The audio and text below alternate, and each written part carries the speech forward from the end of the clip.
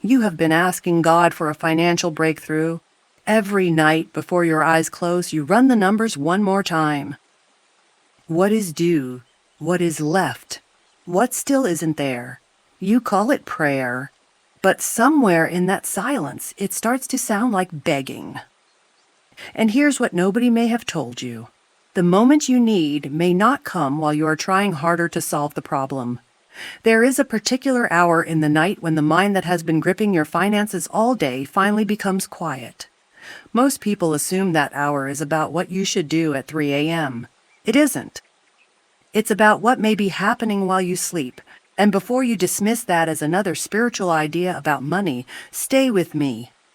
Tonight, before you close your eyes again the way you always do, I need you to understand what actually happens at 3 a.m. because it has nothing to do with waking up. Picture a glass of water that has just been stirred. Sediment rises from the bottom and the water turns cloudy, not because something new was added, but because what was already there got disturbed enough to hide itself. You cannot see through it, you cannot see into it, and no amount of staring at the glass will make it clear. Staring isn't the thing that clears water. Stillness is. Leave the glass untouched, and something happens that requires no effort at all. The particles that were suspended begin to settle. Slowly, without being pushed, without being told to move, they find their way back down. And the water, the same water, nothing removed, nothing added, becomes clearer. What was there the whole time simply becomes visible again. Now think about your day, not one day. Every day. Bills arrive and you calculate. A message comes in and you brace. A decision needs to be made and you turn it over one more time. Fear shows up and you try to think your way past it. Hour after hour you are stirring the water. And by the time night comes, you are still stirring, except now it's in the dark, lying still, eyes closed, mind wide awake, running the same numbers one more time, as if enough repetition might finally produce an answer. It won't. Not because you are doing something wrong, because agitation was never the thing that produces clarity. It never has been, not in a glass of water, and maybe not in a mind either. But here's where it matters to be precise, because there is a very real difference between resting and giving up, and if you blur that line, you'll misread everything that follows. Think of a woman who did everything right today. She paid what she could. She sent the proposal. She checked the account balance once this morning the way any responsible person would. That was the action. That part is finished. But at 11:40 tonight, she opens the banking app again. Nothing has changed since the last time she looked, 4 hours ago. Nothing will change before morning. She knows this. She checks anyway. Then she runs the numbers again in her head, the same numbers, in the same order, arriving at the same total she already knew. This isn't responsibility anymore. The responsibility ended hours ago. What continues now is something else, a kind of watching that has stopped serving any purpose except to keep the water stirred. This is the distinction the 3 a.m. secret depends on. You are not being asked to abandon your finances. You are not being asked to stop paying attention, stop planning, stop doing the work that is genuinely yours to do during the day. You are being asked to notice the moment when the action has already ended and the ruminating has simply taken its place, wearing the same clothes, using the same words, pretending to still be useful. One is stewardship, the other is just stirring water that was already left alone hours ago. Florence Scovel Shinn spent much of her work addressing exactly this, not the presence of a problem, but the mind's habit of continuing to fix its attention on the appearance of one long after any real action was possible. This is close to what she meant when she warned against giving continued anxious attention to circumstances rather than to the outcome you actually wanted. In that sense, the checking can begin to function like a kind of prayer, not because you are speaking words, but because your attention keeps returning to the very condition you want to escape. You were taught that vigilance was love, that if you stopped watching your finances, even for the hours you were asleep, something bad might slip through unnoticed. But nothing has ever slipped through because a woman finally closed her eyes. The lake does not fall apart the moment you stop watching it. It becomes clearer when nothing keeps disturbing it, which raises a question worth sitting with before you go any further. If stillness is what clears the water, what exactly happens during the hours you're not stirring at all? The question the water leaves behind, what actually happens in the hours you're not stirring anything, is not a new question. It turns out the Bible asked it first. There's a verse tucked into one of the Psalms that doesn't get much attention outside of quiet Bible studies and old hymnals. Psalm 4:4 in the King James Version says, "Commune with your own heart upon your bed and be still." Not pray harder upon your bed, not solve it upon your bed. Commune, be still. Notice where this happens, not at the altar, not in the sanctuary, not during a scheduled hour of devotion. Upon your bed, the most unremarkable, unspiritual seeming location available, the place you go when the productive part of your day is already finished. The place where, if you're honest, most of your financial worry actually lives. Not at your desk during business hours, but in the dark, on your back, staring at a ceiling you can't see. And what does this verse ask you to do there? Not to fix, not to rehearse, not to run the numbers one more time hoping for a different total. Commune, which is a strange, almost old-fashioned word. But sit with it for a second. Communing isn't interrogating. It isn't cross-examining your own heart the way you might interrogate a bank statement, looking for what's missing. Communing is closer to simply being present with something, without an agenda, without trying to extract an answer from it by force. This is worth pausing on, because it means the writer of this psalm already understood something you were never taught in relation to money. That your bed, the very place you associate with losing the day, with giving up, with finally running out of energy to keep fighting your circumstances, might actually be one of the more honest places available to you. Not because something magical happens there, because it's one of the only places left where nothing is demanding a decision from you. No one is waiting on a reply. No number on a screen is asking to be checked again. For maybe the first time since you woke up, there is nothing left to do. And that, it turns out, is exactly the condition the water needed too. Just enough stillness for what was already suspended to finally settle where it belongs. But be still was never the same instruction as shut down. A body can stop moving and a mind can keep working. You know this already, even if you've never thought to apply it to money. You've walked into a room and forgotten why, only to have the reason surface 20 minutes later, unprompted, while you were doing something else entirely. You've slept on a decision and woken up simply knowing which way to go, without being able to say exactly when the knowing arrived. Something underneath the noticing was still active, still sorting, still working quietly, without asking your permission or your attention. So when the psalm says be still, it isn't describing a mind that has gone dark. It's describing a mind that has finally stopped supervising itself long enough for something else, further down, to keep doing what it was already doing. The question worth asking now isn't whether you should lie down and let go of the numbers. It's what your own mind might actually be doing once you do. The Bible has a surprisingly quiet way of talking about the night. It does not always present sleep as a time when nothing is happening. Sometimes it describes it as the very moment when something can finally be heard. Job 33:14-16 in the King James Version says, "For God speaketh once, yea twice, yet man perceiveth it not. In a dream, in a vision of the night, when deep sleep falleth upon men, in slumberings upon the bed, then he openeth the ears of men, and sealeth their instruction." Notice what is unusual about this passage. It isn't describing a God who waits for you to be alert and attentive before speaking.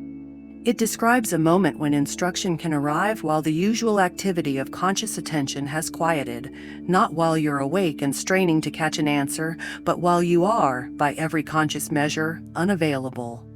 Now, this doesn't mean every dream is a message, or that every stray thought that surfaces at 4 a.m. carries some hidden financial directive from heaven.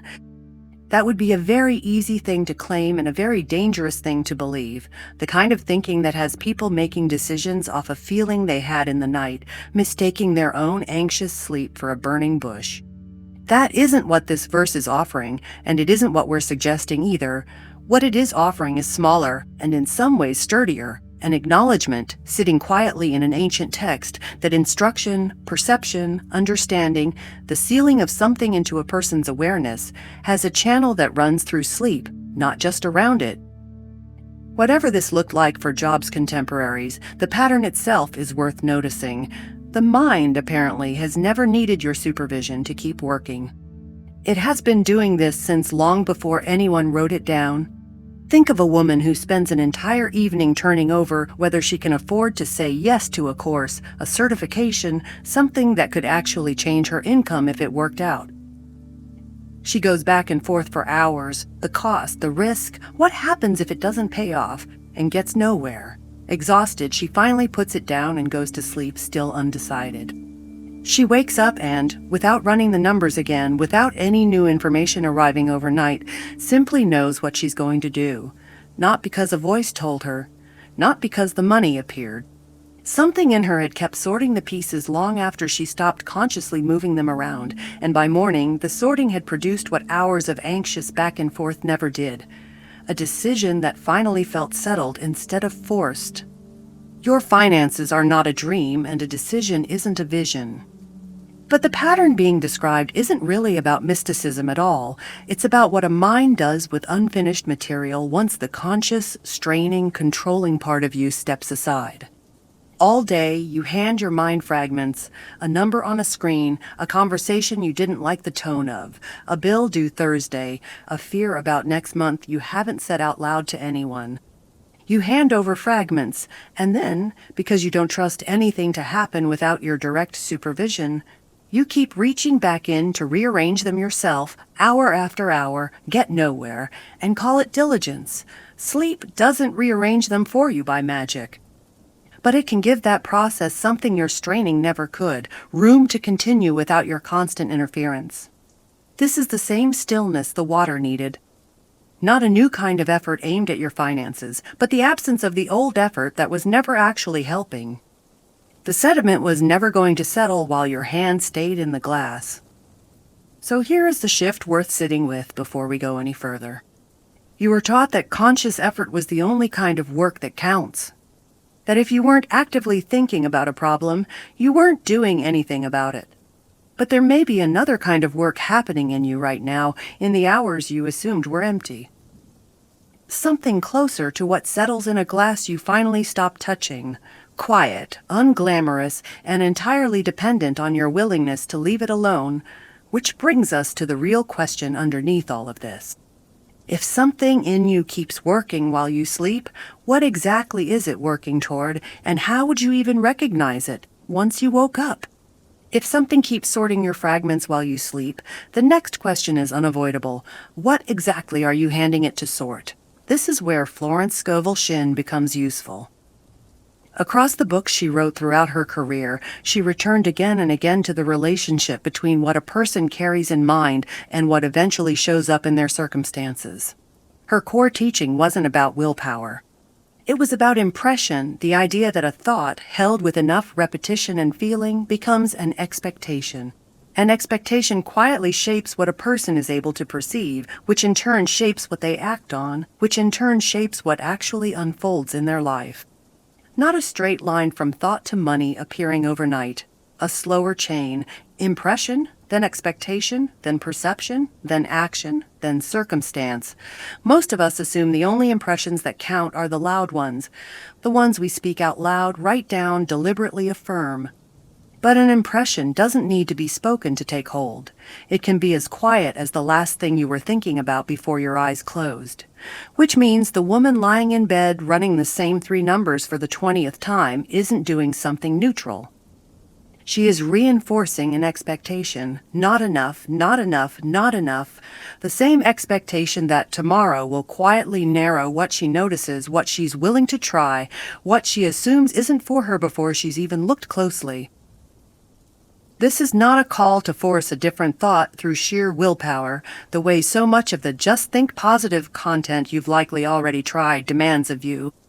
Forcing rarely works, and Florence never taught that it should.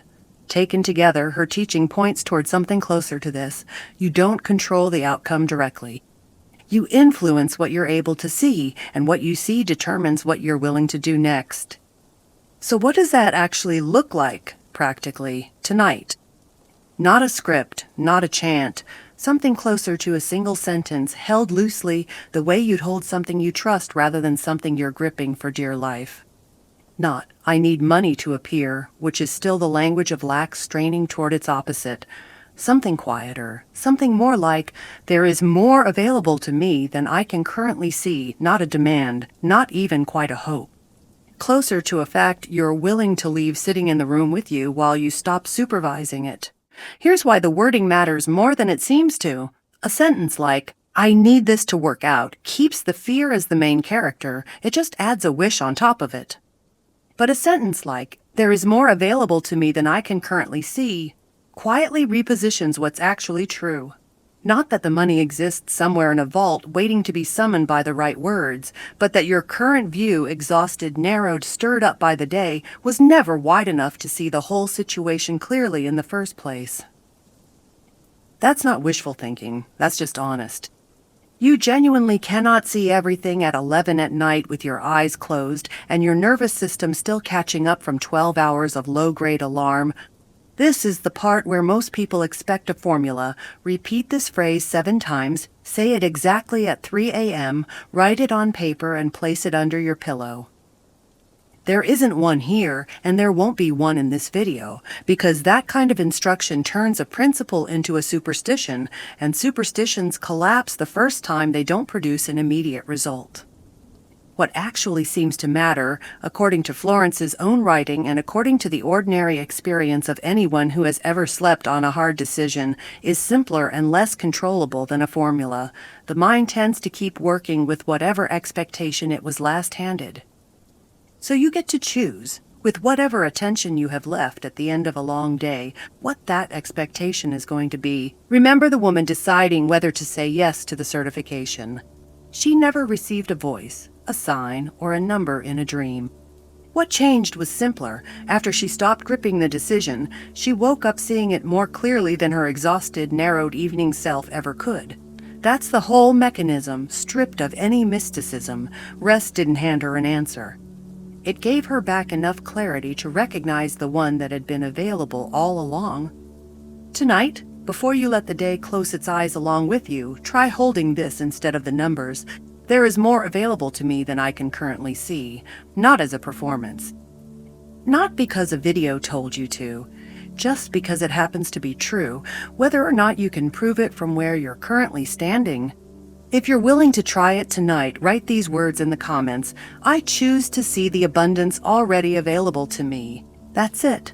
Not your balance, not your fear, just that one line. Because the moment you type it, you're not just describing an intention, you're making a small, quiet decision to stop handing your mind the same exhausted image one more time. By the time Elijah reached the wilderness, he had nothing left. He had just come through the single greatest victory of his career, a public, undeniable, impossible to argue with triumph. And yet, almost immediately afterward, he ran for his life, sat down beneath a broom tree, and asked God to let him die. He was simply, completely spent. Here's what God does not do in response. He does not hand Elijah a strategy. He does not open his eyes to a vision, deliver a prophecy, or explain what happens next. 1 Kings 19:5-8 in the King James Version tells us, And as he lay and slept under a juniper tree, behold, then an angel touched him, and said unto him, Arise and eat. And he looked, and behold, there was a cake baken on the coals, and a cruse of water at his head. And he did eat and drink, and laid him down again. And the angel of the Lord came again the second time, and touched him, and said, Arise and eat, because the journey is too great for thee. Read that again slowly. God's first response to a man who has reached the end of himself isn't a strategy. It's food. It's rest. The angel doesn't wake him with an assignment. The angel wakes him twice, and both times the instruction is the same. Eat and lie back down. There is something deeply relevant to your relationship with money in that. And notice what happens next. After the sleep, after the food, after the journey that follows, Elijah reaches Horeb, and there in the stillness, he encounters God in a voice that does not come through the earthquake, the fire, or the wind. not while he was still under the tree, exhausted and demanding an answer. Later, after the body and the mind had both been allowed to stop performing. This is worth sitting with if you've ever felt guilty for being tired around money, as if your fatigue itself were a kind of spiritual failure, one more thing you're doing wrong on top of the bills you can't quite cover. Elijah had just performed the most dramatic act of faith in his entire career, and God's response to what came after wasn't a lecture about trying harder, it was a meal and a nap, twice. You've likely never let yourself do this with money. Not really. Even your rest has an agenda. You go to sleep, already rehearsing tomorrow's calls, already bracing for what the day will demand. Elijah wasn't handed a new mission the moment he opened his eyes. He was given room first. What came at Horeb came only after, which raises something worth carrying with you. Maybe the reason no new perspective has arrived for you yet isn't that you haven't prayed hard enough, or planned carefully enough, or hustled with enough intensity.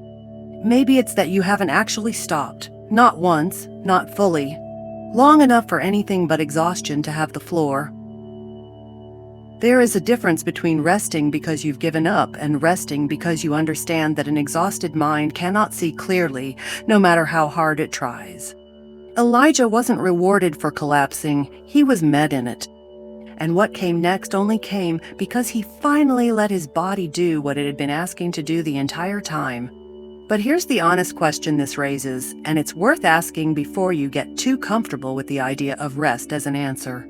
Not every thought that surfaces after a good night's sleep is Horeb.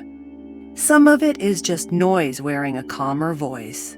So how do you tell the difference between a thought that's actually worth following and one that simply feels peaceful because you're finally not panicking? That's a fair question, and it deserves a real answer instead of a comforting one. Because the woman who wakes up just knowing she should take out a loan she can't actually afford, or who wakes up with sudden, urgent certainty about a get-rich-quick opportunity a stranger messaged her at midnight, is also going to describe that feeling as clarity. Peace and impulse can feel remarkably similar from the inside, especially to someone who's been exhausted for a long time and is simply relieved to feel anything other than dread. So it's worth being precise about what fear sounds like versus what direction sounds like, because they rarely announce themselves honestly. Fear tends to say, "Do something now, or it will all fall apart." It manufactures urgency. It cannot wait until morning, cannot survive a second opinion, cannot tolerate a single quiet moment of, "Let me think about this." Anxiety, which is fear's quieter cousin, says something slightly different. You cannot move until you are completely certain. It stalls. It demands a guarantee before it will allow a single step. Direction, as Scripture presents it, does not have to arrive as either panic or paralysis. It is usually smaller than fear and calmer than anxiety. It doesn't shout and it doesn't stall. More often, it simply lines up quietly with something you already suspected you needed to do. Isaiah 30:21 in the King James Version puts it this way, "And thine ears shall hear a word behind thee, saying, This is the way, walk ye in it, when ye turn to the right hand, and when ye turn to the left." Notice what this verse does not promise. It doesn't promise a single dramatic download that arrives once and changes everything. It describes an ongoing voice, something that keeps correcting your course as you go, whether you drift right or left, rather than a one-time thunderclap of certainty you're meant to obey without question the moment you open your eyes. This matters because a genuine shift in perspective tends to behave differently than a passing thought dressed up as one. A passing thought usually needs urgency to survive. It demands you act now, before you've had coffee, before you've told anyone, before the feeling fades and your reasoning catches up with it. Real direction tends to hold up under a little daylight. It survives being said out loud to someone who loves you. It survives waiting a day. It doesn't collapse the moment you ask a single reasonable question about it. Florence Scovel Shinn described this same distinction in her own language. She often spoke of trustworthy guidance as a definite lead, not a hunch, not a craving, but something specific enough to point toward an actual next step, and one that, in her observation, tended to arrive alongside a sense of peace rather than a sense of pressure. That pairing is worth remembering because pressure and peace rarely coexist, even though anxiety is very good at disguising itself as urgency and calling that clarity. Here's what this looks like with money specifically, something you could actually act on. It rarely arrives as the money appeared. More often it arrives as something far more ordinary. Call that person back. Send the proposal you've been sitting on. Stop pouring more time into the path that keeps closing. Finally, ask the question you've been too afraid to ask your accountant, your partner, your boss. Small, specific, and this is the part worth noticing. Usually something you already half knew before the noise of the day made it impossible to hear yourself think it clearly. Now I want to give you something you can actually do tonight. Something with your hands in it. Take a small piece of paper and write down in plain words the specific thing that's actually keeping your mind stirred tonight. I am worried I won't have enough money next month. I don't know where the next client is coming from. I'm afraid I made the wrong decision and it's going to cost me. Whatever it is, write it exactly as it sounds in your head, uncensored. Now, underneath it, draw a line and answer 2 separate questions. First, what actually happened? Just the bare fact, the event itself, stripped of the fear and the projection. The enrollment hasn't come in yet. The invoice is still unpaid. I haven't heard back. Second, what am I telling myself this means? This is where the real weight usually lives. It means no one wants what I'm offering. It means I'm going to lose everything I built. It means I did something wrong and I'm going to pay for it. Look at those 2 answers side by side for a moment.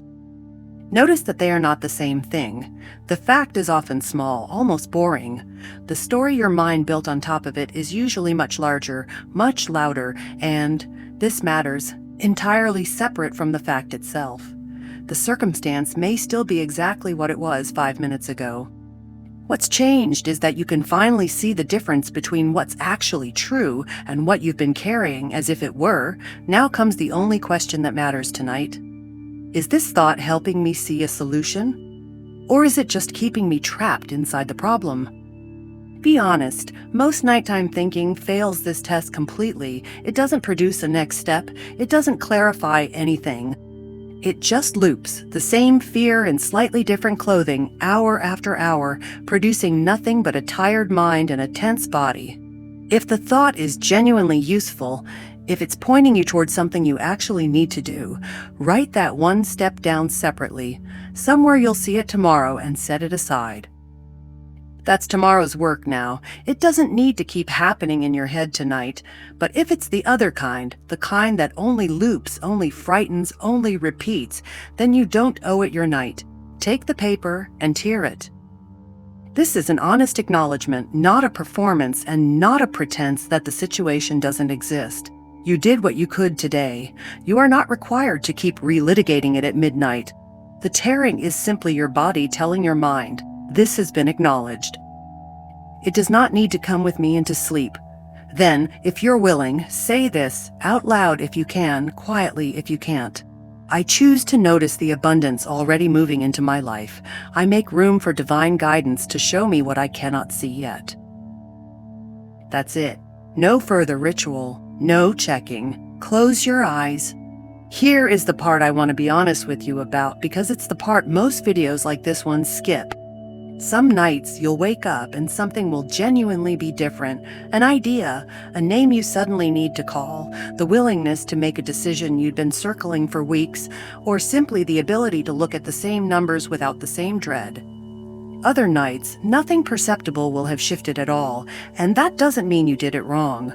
This was never a transaction. You're not trying to make God perform something on a schedule you set. You're simply refusing to keep forcing an answer tonight and staying open enough to notice, if and when something becomes clear, what you could not see before. Don't wake up tomorrow and immediately go looking for a sign. That would just be the checking, wearing a slightly more spiritual outfit. Let the morning arrive the way mornings do. If something is there to notice, you will. Let's make this less abstract, because perspective shifts can sound like something that only happens to other people, in other people's lives, about other people's money. So picture the version of this that's actually about money. Something almost embarrassingly ordinary, far from any mystical download. You've been putting off a conversation with a client who owes you money for weeks now, maybe longer. Every night you rehearse it. You imagine them getting defensive. You imagine losing the relationship entirely over what's owed. You imagine every version of this going badly, and by the time you fall asleep, you've had the argument in your head at least a dozen times and lost every single one of them. One night, you do the exercise instead. You write down the fact the invoice is 30 days late, separate from the story. Asking about it will make them angry and I'll lose the account. You look at the two side by side. You realize the story has done all the work of making this feel dangerous, while the fact itself is just a late invoice. Ordinary, fixable. You tear the page. You go to sleep without the argument playing on repeat for the first time in weeks. The next morning, nothing dramatic happens. No email arrives with an apology and a check attached. What's different is smaller and, in its own way, more useful. You're no longer bracing. You send the message you'd been avoiding. 3 sentences, polite, direct, nothing like the confrontation you'd rehearsed 100 times in the dark. They reply within the hour. Turns out they'd simply forgotten. The money is in your account 2 days later. Nothing about that story required God to move money through the wall while you slept. What changed was smaller and, honestly, more believable. You stopped rehearsing a fight you were never actually going to have, long enough to see that the actual next step was simple and small and had been available the whole time. Or picture it differently. You've been circling a decision about a business expense for weeks. A course, a piece of equipment, a hire, going back and forth every night, unable to land anywhere because fear keeps arguing with hope and neither one ever wins. You do the exercise. You separate what you actually know. I have the money set aside for this, and I've researched it for a month, from what you're telling yourself. If this doesn't work, I'll have proven I was never cut out for this. You notice the second thought isn't about the expense at all. It's about what the expense would mean about you if it failed. That's not a decision. That's a fear wearing a decision's clothes. You tear the page anyway, because carrying it into the night wasn't going to make the decision any clearer. You wake up and the answer isn't shouted at you.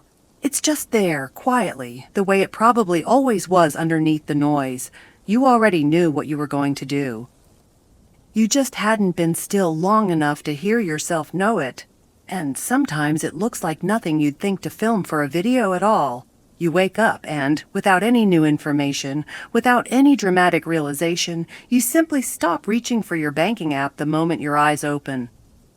You notice, hours later, that you went through half the morning without checking a single number. The compulsion that used to be there simply wasn't, the way a headache is sometimes just gone and you only notice its absence. This is what the 3 a.m. secret can look like in real life. A phone call you finally make, a proposal you finally send, a decision you'd been circling for a month suddenly clear in the morning light, a habit of checking and rechecking that quietly loosens its grip one morning at a time. None of it arrives as thunder. It arrives as the next step you can finally see. You turn the dial slowly. Static, more static. Then, for a second, a voice comes through, clear enough to know the station is there but buried beneath the noise. So you turn the volume up. The static gets louder. The voice doesn't. The problem was never the volume. It was the tuning, and that may be closer to what has been happening to you at night than you realize. You have not spent your evenings failing to generate guidance. You have been assuming the problem was volume. Pray louder, worry harder, think about it more, turn the dial of your attention up and up until something finally breaks through. But guidance was very possibly never the thing that was missing.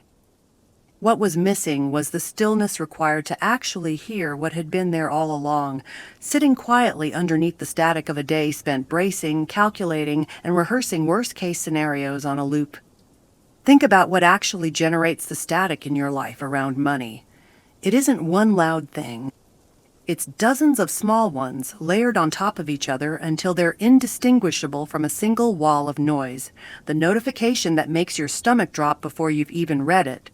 The comparison to someone else's version of success. The running tally you keep of everything still owed. The old voice that tells you this is simply how it's always going to be for you. None of that is guidance. All of it sounds urgent enough to be mistaken for it, especially by 11 at night when you're too tired to tell the difference. Florence Scovel Shinn wrote extensively about a mind she described as being in tune with its own good, reached through a kind of settled expectancy that made it possible to actually perceive what was already available. She wasn't describing a station you had to build from nothing. She was describing an ability to receive something that, in her view, had never actually gone anywhere. The failure wasn't in the frequency. It was in the noise standing between you and it. This is also, quietly, the answer to a question we haven't asked outright yet. Why the middle of the night specifically? Because 3 a.m. is very often the first hour in an entire day built out of obligations and notifications and other people's urgency when the static finally, involuntarily, goes quiet. God isn't waiting until then to broadcast. Nobody is emailing you at 3 a.m. No one is asking you for anything. The volume you'd been cranking all day simply has nothing left to compete with. It isn't that the signal gets stronger in the dark. It's that, for once, you can actually hear it. Which means the real work was never about producing a message that wasn't there. It was about lowering everything else long enough to notice the one that already was. Picture a workshop at the end of the day. The lights go off one by one. The tools are set down exactly where the hands left them. The door locks. From the outside, nothing is happening there at all. Just a dark room, silent, waiting for morning. But something had already been set in motion before that door closed. A piece was cut to size. Glue was applied to a joint that needs hours, not minutes, to hold. Wood was left clamped, quietly doing what wood does when no one is pushing it, watching it, standing over it, insisting it hurry up. You have spent a long time believing that anything unattended falls apart, that the moment you stop watching your finances, even for the hours you're unconscious, something will slip. So you keep the lights on. You keep standing in that workshop long after the useful work is finished, running your hands over the same joint, checking whether it's dry yet, disturbing the very thing that needed to be left alone in order to hold. God is not doing your work for you while you sleep. That was never the promise, and it was never the point of this video. What may actually be happening is smaller and far more honest. You are allowing your mind enough rest to recognize the next step when it appears, instead of standing guard over a problem that stopped needing your supervision hours ago. Remember the glass of water from the beginning. You didn't have to purify it. You didn't have to force the sediment to the bottom. You didn't have to make the water clear. You only had to stop disturbing it. And that may be the gentlest thing you can understand about your financial life tonight. You don't have to solve everything before you sleep. You don't have to carry tomorrow's decisions into tonight. You don't have to keep stirring the same problem until exhaustion finally convinces you that you've done enough. Sometimes the next thing you need is not another answer. It's enough stillness for you to recognize the answer when it comes. The water was never waiting for you to make it clear. It was waiting for you to leave it alone. If you're willing to leave the water still tonight, write this in the comments. I choose to see what becomes clear. Just an honest decision to stop stirring what was already settling on its own. And if the exhaustion you've been carrying isn't only financial, if it's the deeper kind, the kind that follows you into every room of your life, you may want to sit with the video where we first talked about what it means to hand something over completely instead of simply setting it down for the night. It's linked at the end of this one. You don't have to watch the water clear. You just have to stop touching the glass